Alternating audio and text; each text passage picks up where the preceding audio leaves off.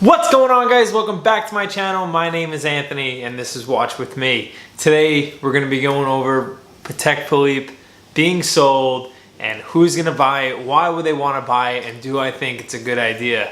Before we get into that, wristwatch check. Today I am wearing my Bremont Supermarine S301. I found myself wearing this one quite a bit lately.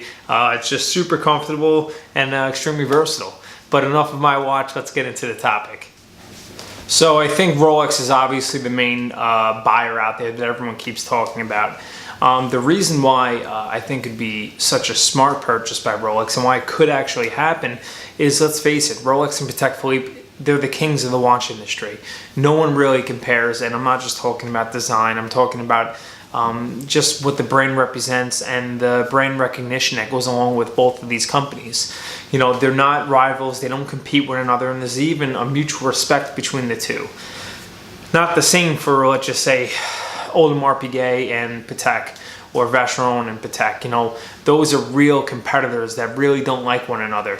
I can actually speak about someone I know who owns a retail space and carries Patek Philippe and Rolex, and out of courtesy for Patek, they actually contacted them and let them let them know that they're going to be bringing on another brand, Elan Zona.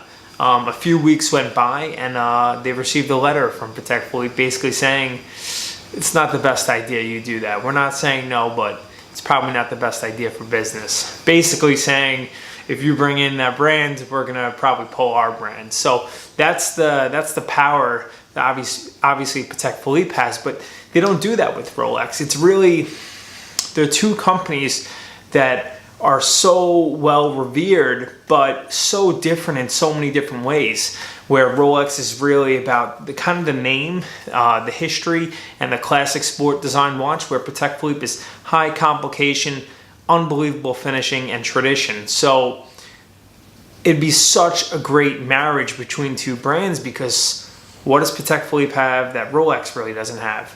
And that's an amazing dress watch. I mean, no one's collecting Cellini models, so it would make so much sense for Rolex to be purchasing Patek so they can actually have a great dress line, obviously under a different brand, but really be bringing in that revenue for that segment of the watch market. So if you look at what FP Journe did, he sold off 20% of the business to Chanel. Now, that wasn't to kind of just get rid of the brand. What that really did was protect his brand. Being such a small, privately owned company, he really wanted to ensure no matter what happens, the company will live on with such a powerful brand like Chanel. So he sold off 20%. So Patek Philippe could easily do the same thing. You take, for instance, Breitling, a family-owned business for many, many years.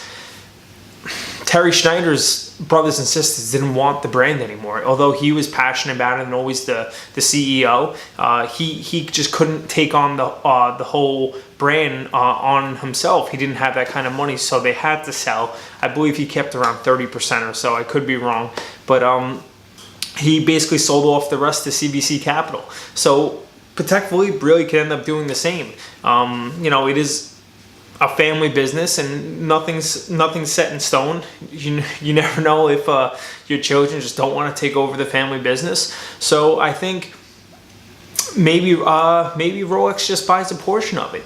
You know, Richard Mille owns, or rather AP owns a portion of Richard Mille. So why not Rolex and Patek? That's all I got for today, guys. Do me a favor, leave a comment down below. What do you think is going to happen? Maybe they're not sold this year, but maybe they're sold next year. So let me know down below what you think, and definitely if you like the video, give me a like. I'd appreciate it very much.